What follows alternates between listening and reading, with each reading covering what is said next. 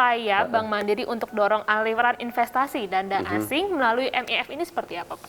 Ya, MIF dilakukan sudah 11 kali, ini jadi yang tahun ke-11. Lalu kita juga punya jaringan di dalam negeri, jaringan di luar negeri, dan anak-anak perusahaan. Jadi upaya yang kami lakukan melalui Mandiri Investment Forum ini salah satunya adalah kami memberikan mapping, memberikan identifikasi sektor-sektor apa saja yang buat para investor itu dia akan tertarik untuk masuk ke Indonesia. Topiknya berbeda-beda. Tahun ini kita recapturing di growth momentum. Tahun-tahun yang lalu juga berbeda-beda. Lalu sempat kita bicara industrialisasi. Nah, yang tahun ini pasti ada hubungannya dengan ex-pandemic. Lalu tadi saya sudah katakan resources Bank Mandiri ada di luar negeri, ada di dalam negeri, ada di anak perusahaan. Dan kami juga ada Mandiri Sekuritas yang bergerak di bidang investasi maupun capital market. Nah, itu semua menavigasi dari sisi pandangan global, masuk lagi ke sektoral, masuk lagi ke region, dan masuk lagi ke Indonesia. Dalam kaitannya dalam beragam angle, kita masih post-pandemic.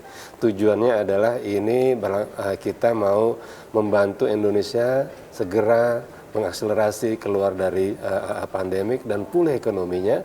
Dan tadi masuknya dari sektor mana aja. Sebagai contoh, di tahun 2020, 21, 22 berkelanjutan, tadi Pak Presiden juga telah membuka ada nikel yang telah akan dihilirkan, dimulai dengan smelterisasi.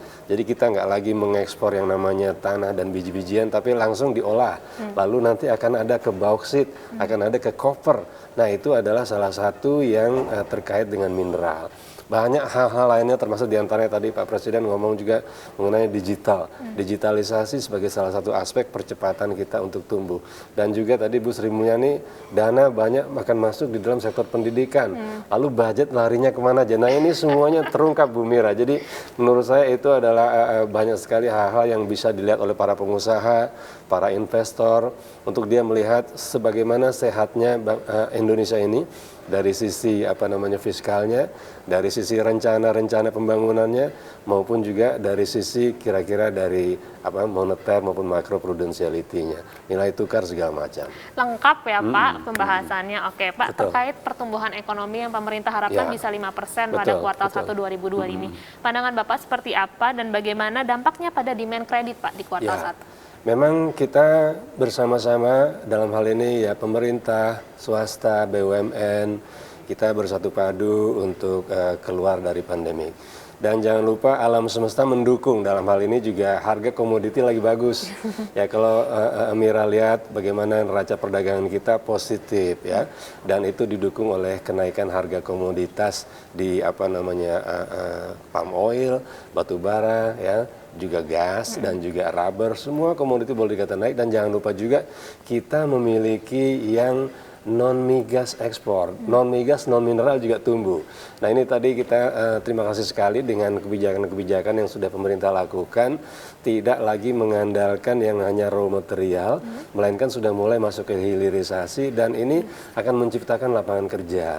Dan lalu juga jangan lupa dengan paket Ibu Sri Mulyani yang mendukung kesehatan, mendukung pendidikan, juga memberikan kesempatan buat recovery, ini juga akan mendorong pertumbuhan Indonesia. Jangan lupa komponen pertumbuhan itu datang dari investasi, datang dari konsumsi, dan juga ekspor impor.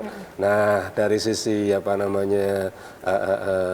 konsumsi dengan bagusnya ekspor impor pasti akan mendorong juga sebagian dari kawasan-kawasan kita. Tadi kita lihat Kalimantan sama di Sulawesi tinggi sekali pertumbuhannya, 8% dan 7%, dan ini akan menjadi engine juga yang membuat naiknya pendapatan.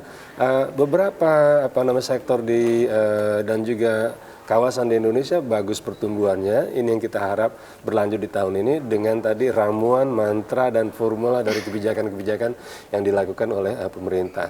Jadi Bu, kita pada sejatinya Bank Mandiri melihat ada satu pertumbuhan yang akan berkelanjutan di bidang mining. Contohnya yang tadi nikel ya, ada di Sulawesi dan ada juga di Maluku, ada juga di Papua. Lalu dari sisi kita punya palm oil, harganya juga lagi bagus. Itu ada di Kalimantan, ada di Sumatera. Di Jawa kita akan melihat perdagangan dan juga segala jenis transaksi maupun juga konsumen ya, produksi segala macam itu ada di Jawa. Kita optimis sekali sepanjang semoga saja Omikron ini tidak terlalu parah sehingga laju orang berlalu lintas tetap ada, gitu mobilitasnya juga ada, sehingga demand dari konsumen ini tumbuh, ya, transportasi berada, dan antar kota juga muncul permintaan. Nah, jadi itu adalah salah satu yang kita berharap bank bisa bantu, sehingga setiap keperluan-keperluan dari para pengusaha yang terkait tadi mau aktif di tambang, mengembangkan perkebunannya, dan tadi ada aspek mengenai ESG-nya. Mereka harus tumbuh secara ESG. Oleh karena itu perlu investasi. Tadi Profesor